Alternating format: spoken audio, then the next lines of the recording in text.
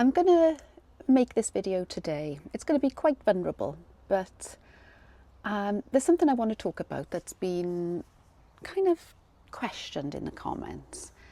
And I guess it's the elephant in the room, if you like, because 59, I've been talking about retiring early and sort of a little bit about finances. But what I want to talk about today is more about my healing journey, which has been in progress for a couple of years. And I want to relate it to my relationships in particular, because it's been brought up a few times in the comments.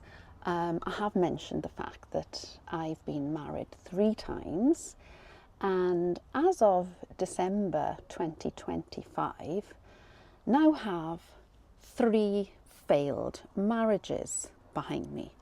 Now, I don't shy away from that. It's not something I ever try and cover up. I'm quite open about it. I'm not proud. I'm not proud of it at all. And I have 2 children. 2 children are from, well, my son is from my first marriage. Got married when I was 19. Was married for 7 years. We divorced. I was on my own a few years, and then I remarried when I was 32 and had my daughter. And we were married for 7 years. And then I was on my own for about 10 years. And my last marriage, I was 50, I think. How old was I? We got married in 2017. Yeah, I was 50. And that lasted 8 years. So you see the pattern. My marriages seem to last 8 years, and that's what I'm going to talk about in this video. And I've seen some judgy comments in the video about people can't take me seriously because I've been married 3 times. And like I said, I'm not hiding, I'm not embarrassed by it. I'm quite open, but I'm not proud either. But today I want to unpick what I have discovered about myself, and not just in terms of relationships, but in terms of my career as well, because I think my aspects of my personality has affected both those things. But we're going to focus mainly on the marriages. Somebody did put a request in to talk about, well, a few of you have asked to explain a little bit about the marriages. And so I feel that's what I'm going to do today. And I did say quite glibly in somebody's comment who said maybe you could talk a little bit about the marriages and why you think they failed. And my glib answer was the common denominator with all 3 failed marriages is me. But not in the way you might think. So this video, by the way, is not going to be in any way a expose or blame the men type of video. Not at all. It's going to be reflective and really, as I said, talking about some of the things I've discovered about myself. Now, a few people have also commented on, please don't just sit in one place and talk because it's very boring. I had planned to go out today, maybe down to the coast or my local woods to film on the move, but it is just too hot, and Teddy can't keep up with me when I'm walking. I don't want to leave her in Romy the camper van, and I don't like to leave her too long anyway, so I've kind of compromised. Teddy's in the house and I'm in Romy the camper van on the driveway. So apologies, it is going to be in one place, but I'm thinking the content might maybe help some people here. Now, as I said, I'm not here to knock the men I've married. I actually don't lay the blame at the men I've married. I genuinely do think it's something in my personality, and it's something that's caused me problems throughout my life, as I say, not just in relationships, but in careers. And well, here is the underarching theme through everything, something I've discovered about myself. I guess what you could call me is a common term bandied around, people pleaser. I'm a people pleaser, chronic people pleaser. I suspect my people pleasing started in childhood. I think it was something I learned, and it's not something I've been terribly aware of other than in the last few years when I have started this healing journey. And I started the healing journey mainly because I realised that there was some dissatisfaction in my life.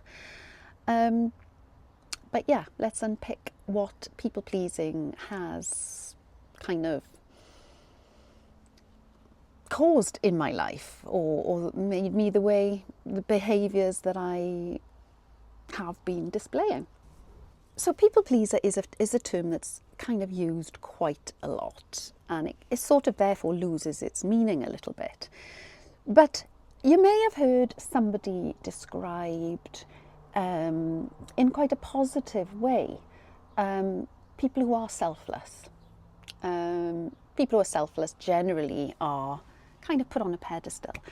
You'll hear things like, oh, so-and-so is absolutely amazing. This person puts everyone before themselves. Nothing is too much. They'll drop everything to come running.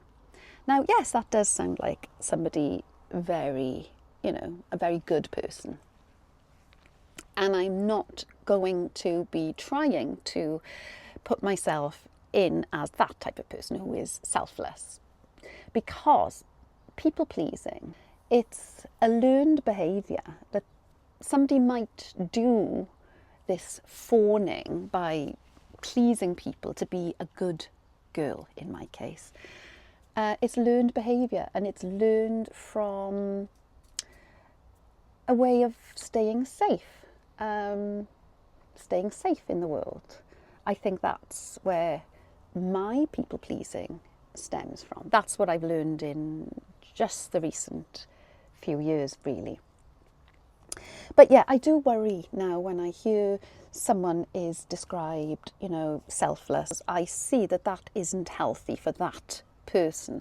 There's lots of advantages for everyone around them, of course, but that person may, not always, but might be suffering. So how has people pleasing kind of manifested in my life? Well, I can look straight back to my choice of career, my first choice of career, which was nursing. What a perfect career choice for someone who has learnt that putting others before themselves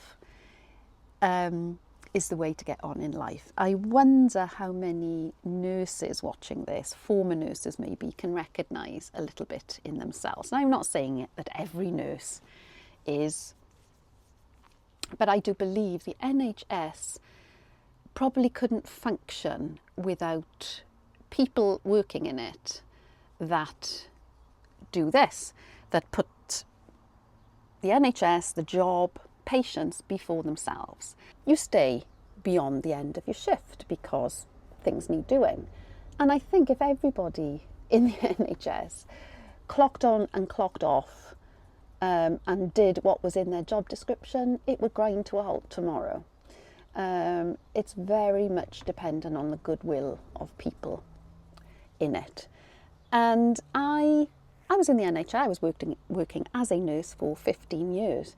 And it got to me in the end, the stress of carrying that responsibility by kind of just doing over and above got to me. I burnt out. And that's why I always say I have a huge respect for people who stay in the job for 30, 40 years. And I know, because there's some of you in my comments, huge kudos.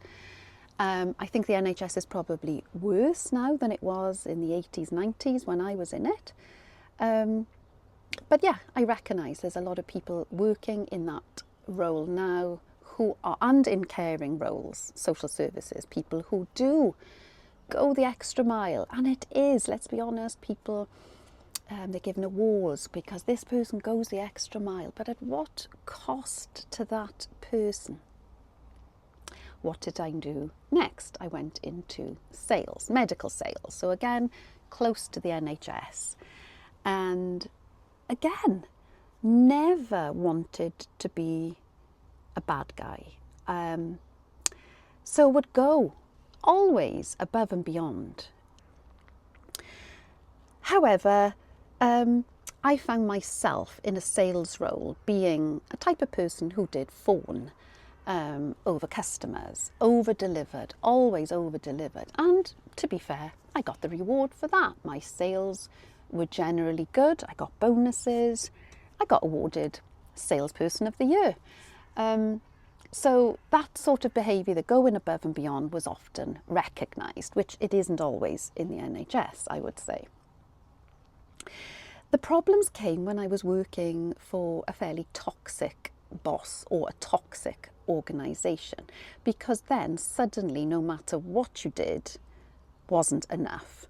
And I think the job that finally broke me, the one where I completely left working for an organisation, I went back as a sort of contractor afterwards, which was much better for me.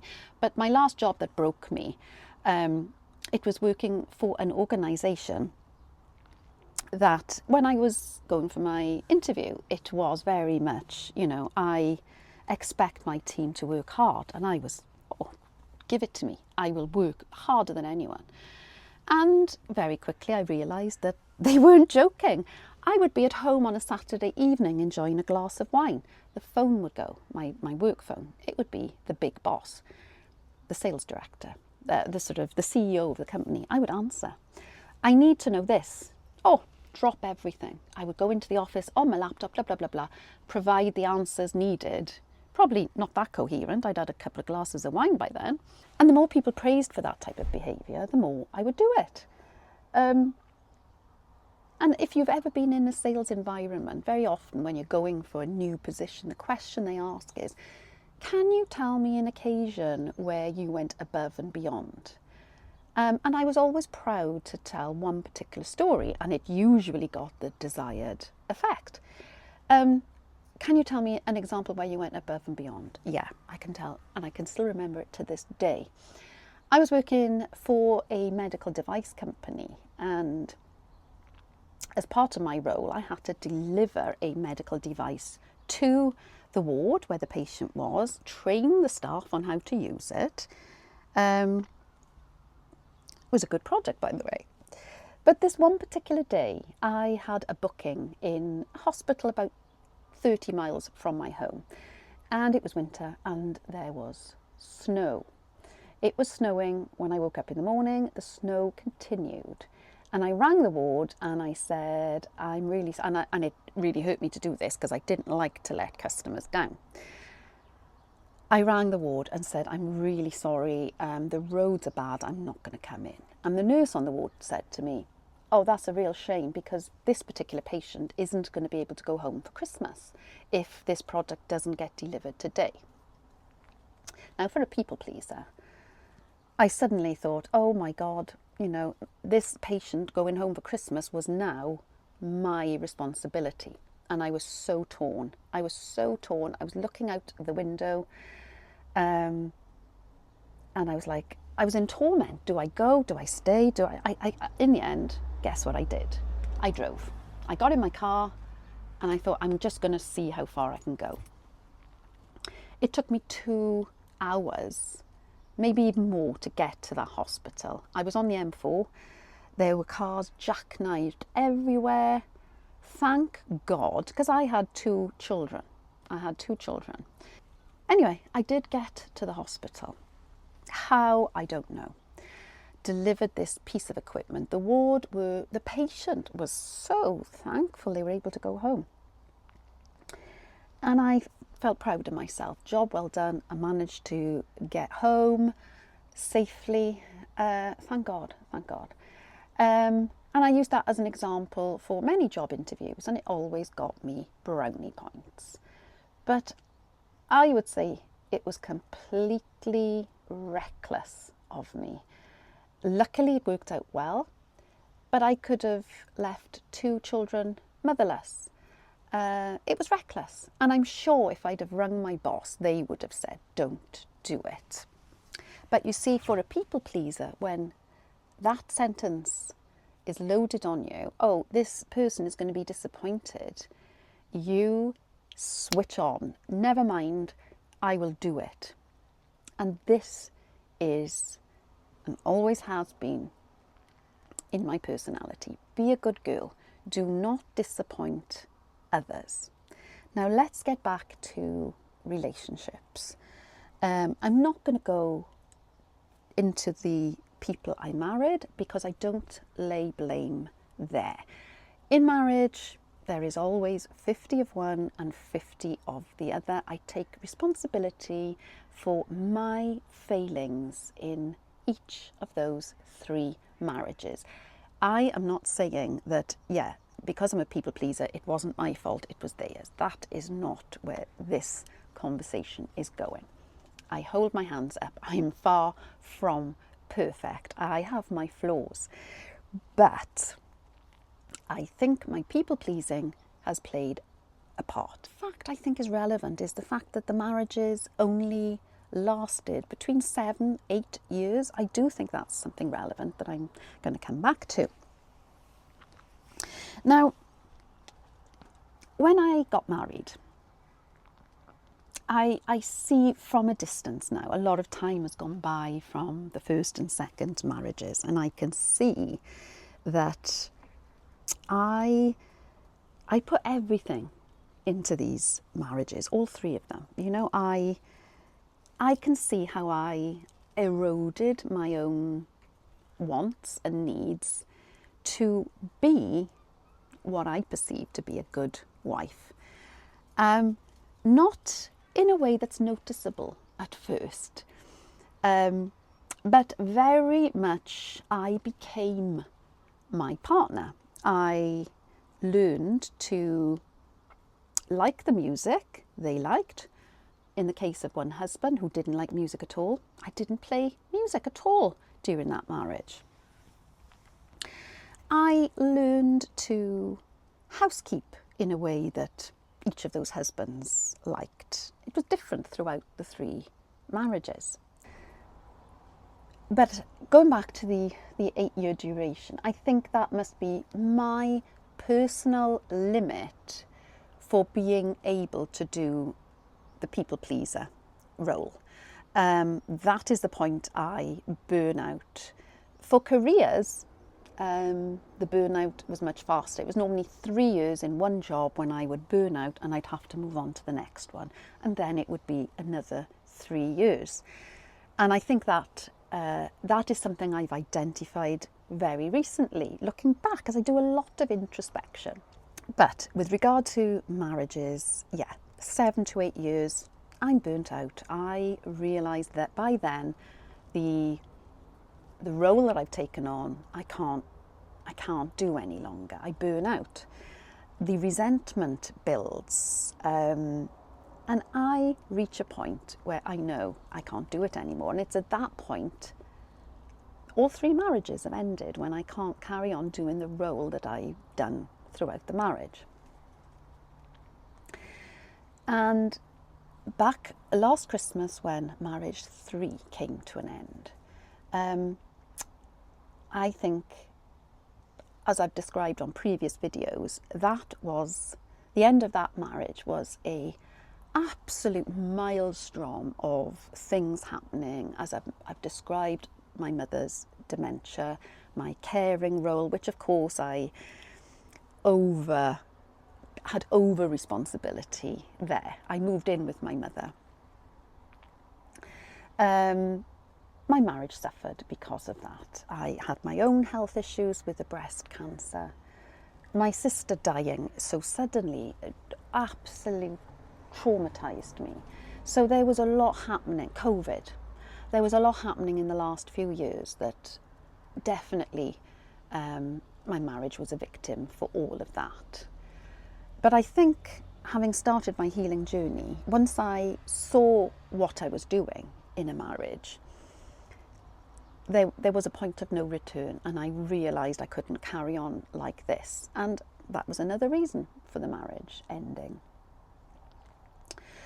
Now, I haven't really alluded to all of this in the previous videos, but a few comments, and they're all men actually, all men have said, helpfully I'm sure, you know, oh, don't get married again. Now, I don't really need anyone to tell me that. I know. What I've discovered post 3 failed marriages is I will keep repeating that behaviour. It doesn't matter how wonderful my husband is. If I met somebody, the most perfect person in the world next, my behaviour would be the same. I would start the people pleasing. The marriage would fail. It doesn't matter who I married, because the people pleasing is my issue, my problem. So that's why I say I don't blame any of my husbands for the breakdown. It was my people pleasing, and I don't say that to make myself sound blameless or good, because my people pleasing behaviour results in behaviours that are not nice to be around. I become controlling. I become intolerant, especially towards the end when I'm burning out. So yeah, no blame on the husbands. It's just a pattern.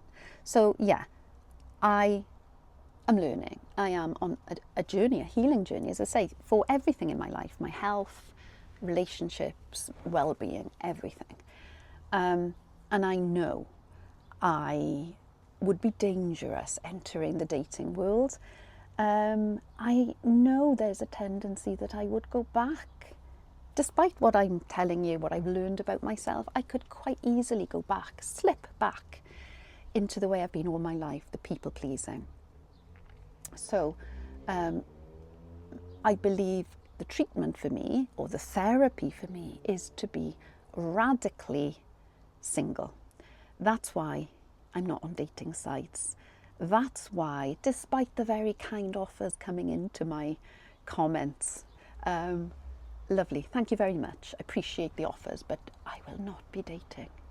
I am radically single. And this isn't a punishment, by the way, because I think after last year, when everything came to a head, my marriage ended, Christmas time, I've already learned that my mother went to the care home, and I was living with her, I was here. I could have gone back to the marital home. I could have picked up where we'd left off. It wasn't a conscious choice. I just realised I couldn't. I physically could not go back. And I couldn't explain it at the time, but I know now it was because when my mother went to the care home and I was staying here on my own, the peace I felt, despite everything and how chaotic this house had been, the solitude and the peace I felt, that there weren't people coming in at all hours, doors slamming, cooking going on around me, people around me all the time. There was none of that, and I knew that was very healing for me. The peace, the solitude, the fact that when I shut the door, I knew nobody was coming in. I needed that. I really did. And that was when both of us realised the marriage was over. I couldn't go back. And that sealed the deal. And since that point, I'm still at my mother's. I still, probably for the first time in my entire life, because for the first time in my life, it is just me and Teddy now. My children are grown up. They've got their own places. I'm not needed to keep a marriage going for the sake of children, which I have tried. I know my 2 children suffered for the fact that we were divorced. I know children suffer. But I've got to weigh up how much they suffer when you stay in a marriage that isn't working. everyone's different. I'm not suggesting everyone just leaves a marriage. I never suggest anything for anyone else on my videos either. I'm just documenting, telling you my journey. Some people might recognise themselves in it. But yeah, going back, post-Christmas, I've described before, January, we'd booked, my husband and I had a month in Budapest already booked. We were going to go together. We'd booked it months before, but obviously when the decision was made that it was over, I gave the choice. My husband decided he wanted to stay at home. We could have cancelled, but I thought, no, I'm going to go. I'm going to go on my own. And it was the most healing trip I have made in my life. I believe that trip was the turning point for me. I'd never been away on my own for an extended period before, but I cannot describe to you pretty much from the moment I landed in Budapest. I was in a tiny apartment right in the city. I never felt scared to be there on my own. But the whole month, being on my own, didn't really speak to anyone other than my family, my children, grandson back home. You know, I passed pleasant day-to-day conversations with people in shops and things, but it was 4 weeks on my own. I made videos on it. They're on my TikTok and they're on my ASMR channel if you want to go and check those out. It was blissful. I learned so much about myself on that trip that it's really been an incredible part of my healing journey. And it was on that trip that I realised that I don't need to be with a partner. Previous times I've been divorced, I've been on my own for years in between marriages. But there was always a feeling that at some point I would need to be with someone. This year is the first time I've realised I don't. As I've said, previous videos, if I ever met a romantic partner in the future, I know for me, it's almost like somebody who has an addiction knows they have to stay away from that substance forever. I know I have to stay away from being married, from living with someone. I think putting myself in that situation, the old behaviours of mine will creep back. I am happier on my own. And that's why I say anything future would have to be with someone who has gone through a healing journey, because I do recognise that people who are people pleasers tend to mate with people, they're like puzzle pieces. They click with people with a certain personality. And that can never happen to me again. It would be if I met somebody, this is so hypothetical because I can't even imagine it right now, it would very much be with somebody who has done the inner work. And I'm not saying I'm done with the inner work or that I'm perfect in any way, of course not. And that's why I've got to be very guarded and careful with myself. But I couldn't even entertain the possibility unless someone has done that work. And then there wouldn't be any living together, I'm almost certain. So I hope this video has answered some of the questions and queries people have had about my relationship history. I kind of feel I've been vulnerable, I've been open, maybe oversharing. I feel it's something I do want to do. It is part of my healing journey. That's what this channel has become. I know by putting myself out there on social media, it will invite certain people in the comments. And I know that's going to happen. It doesn't bother me. I can expect certain judgments. That's absolutely fine. The only comments I've deleted from social media, I don't mind the people saying things about me, that's fine, you're welcome. I'll leave the comments there. The ones I've deleted Number one, the spammy ones, especially when I do a video talking about finances or people comment about finances, the spammy ones, those get deleted. I'm sorry if I've missed some, but it'll be the ones of, oh, do you know a financial advisor? Oh yeah, I know that. Oh, delete. Those get deleted straight away. The other ones are people who are abusive. And not abusive to me, I mean abusive to whole sections of the population. I had one that was abusive about women, making scandalous comments about women being evil, so those get deleted.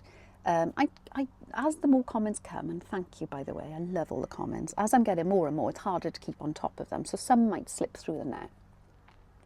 But generally, people who make a judgment about me, fine, those will stay there. I'm not trying to present myself as anything other than a flawed human being, and people will judge, they always do. But I hope this video answers some of the questions. As always, I'd love to know your thoughts in the comments. I'm going to go in now and see Teddy and what she's up to in there. Take care everyone, I'll see you on the next video.